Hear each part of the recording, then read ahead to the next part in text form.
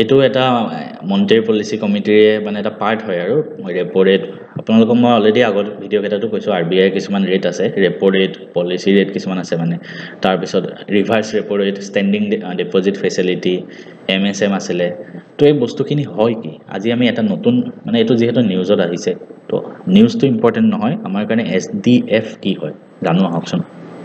মই নিজে যিহেতু RBI হয় মই হয়তো আপোনালোকক ভালকৈ বুজাব পাৰিম SDF Standing Deposit Facility ফুল ফৰ্মটো হ'ল এইটো ফুল ফৰ্ম লিখি থৈ আহিলে পৰীক্ষাৰ কতো ফুল ফৰ্ম কোড নুসুধে ক্লাছ 1 2 পোৱালিটো নহয় আমি তো ষ্টেণ্ডিং ডিপ'জিট ফেচিলিটি এটা টুল হয় যোনটো ইউজ কৰে RBI ফাৰ্ষ্ট কেতিয়া আহিছিলে আমি ফাৰ্ষ্ট যিটো মই লিখি লৈছোঁ সেইটো কম তাৰপিছত ধুনীয়াকৈ বুজাই দিম 8 এপ্ৰিল 2022 চনত আহিছিলে ঠিক আছে আজিৰ পৰা 3 বছৰ আগতে It allows the banks to deposit surplus funds with RBI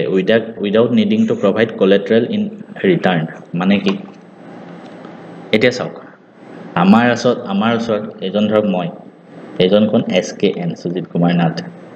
এইটো হ'ল বেংক মোৰ ধৰক HDFC বেংকৰ একাউণ্ট আছে তো এইটো হ'ল বেংক এইটো হ'ল RBI এতিয়া মোৰ ওচৰত পইচা বহুত হৈ গ'ল সেইটো কেতিয়াও হ'ব নোৱাৰে মই ইমানো ধনী মানুহ নহয় যেনে তেনে চলি থকা মানুহ হয় ঠিক আছে ধৰি লওক সপোনত মানে ভাবাটোতো ভাল আমি সদায় সপোন দেখিব লাগে আব্দুল কালামে এটা কৈছিলে ন সদায় মানে সপোন এনেকুৱা হয় ন যিটোৱে তোমাক শুব নিদিয়ে যিটো সপোন তুমি টোপনিত দেখা হেতুৰ মূল্য নাই যিটো সপোন তোমাৰ শুব নিদিয়ে হেতু তোমাৰ জীৱনৰ সপোন এটা SKNৰ ওচৰত পইচা হৈ গ'ল বহুত সপোনত ভাবিছো না ৰিয়েলিটি নহয় তো সেই কি কৰিব পইচাখিনি বেংকত থৈ দিব কাৰণ কেছ বেছি ৰাখিলে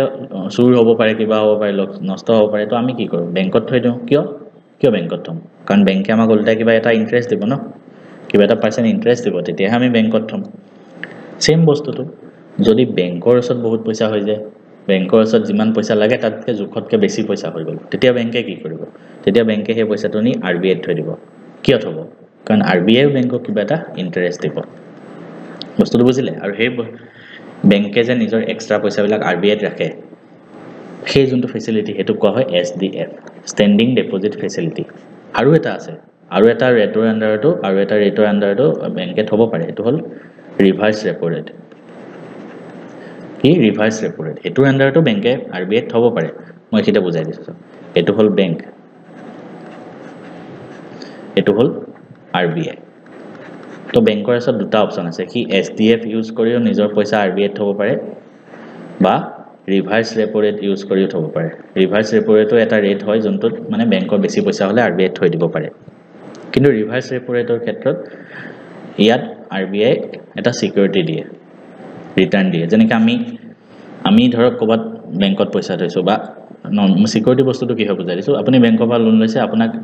ধৰক মৰ্টগেজ থৈছে মাটিৰ ডকুমেন্টছ থৈছে হেতু এতিয়া বেংকে ইয়াত কিবা থৈছে পইচা তো ইয়াৰ ৰিটাৰ্ণত RBI সিকিউৰিটি দিয়ে হেতু গভৰ্নমেন্ট সিকিউৰিটি দিয়ে কোলেটৰাল হিচাপে কিন্তু SDF এনেকুৱা এটা মানে এলিমেন্ট য'ত বেংকে যদি পইচাখিনি থয় RBI তাক উল্টাই একো সিকিউৰিটি প্ৰভাইড নকৰে মনত ৰাখিব এখিনি বস্তু মই আপোনালোকক অকমান ডিটেইলছত বুজাই দিলো এইখিতে আৰু এটা বস্তু ৰিভাৰ্ছ ৰেপো ৰেট কৈ আছো তেনেহলে ৰেপো ৰেট কি হয় ৰেপো ৰেট আকৌ উল্টা এটা তো বেংক হয় এটো মাকো বুজাম আহক গুটে তিনটা আহি যাব এবাৰ পিকচাৰত এটো বেংক এটো RBI বেংকৰ ওচৰত পইচা আছে কি দুটা টাইপত থব পাৰে এটা হ'ল SDF যাত সিকিউৰিটি নিদিয়ে এটা আছে RRR ৰিভাৰ্ছ ৰেপো ৰেট কিন্তু আৰু চাওক কেতিয়াবা বেংককতো পইচা দৰকাৰ হ'ব যেনেকৈ কেতিয়াবা মোকো পইচা দৰকাৰ হ'ব তো মই ক'পা ল'ম বেংকৰ পৰা লোন ল'ম ঠিক তেনেকৈ কেতিয়াবা যদি বেংককো পইচা দৰকাৰ হয় ক'পা লোন ল'ব RBI পৰা লোন ল'ব বেংকে যেতিয়া RBI পৰা লোন লয় যিটো ইন্টাৰেষ্টত লয় হেতু কোৱা হয় ৰেপো ৰেট ঠিক আছে তো আই হোপ আপোনালোকৰ কনসেপ্টটো ক্লিয়াৰ হৈছে অলপমান এখিনি আছিল LAF কৰিডৰ কি হয় এতিয়া LAF কৰিডৰ ফুল ফৰ্ম লিকুইডিটি এডজাষ্টমেন্ট ফেচিলিটি মানে মাৰ্কেটত কিমান কেছ থাকিব মানুহৰ মাজত হেতু RBI ডিসাইড কৰে হেতুকে কোৱা হয় LAF ঠিক আছে এতিয়া চাওক SDF rate is 25 basis point below the policy repo rate মানে repo rate বেংকে যিমান পাৰ্চেন্টত লোন লয় যিমান repo rate হয় এটা repo rate হক 6.25% তো SDF কিমান পাৰ্চেন্ট হ'ব জানানে 6% মানে বেংকে 6.25% লোন ল'ব আৰু এক্সট্ৰা পইচাত হ'লে 6% পাব তাৰ উপৰি আৰু এটা ৰেট আছে মাৰ্জিনেল ষ্টেণ্ডিং ফেচিলিটি MSF হেতু ৰেপো ৰেটতকৈ বেছি হ'ব হেতু হ'ব 25% মানে 25 বেচিছ পইণ্ট মানে 25% মন ৰাখিব সৰি 0.25% তো ইয়াত 0.25% কম হয় আৰু ইয়াত 0.25% বেছি হয় মানে 6.5% এতিয়া MSM কি বস্তু আকৌ এটা নতুন টাৰ্ম আহি গ'ল MSF মানে ওভাৰনাইট বেচিছত যেতিয়া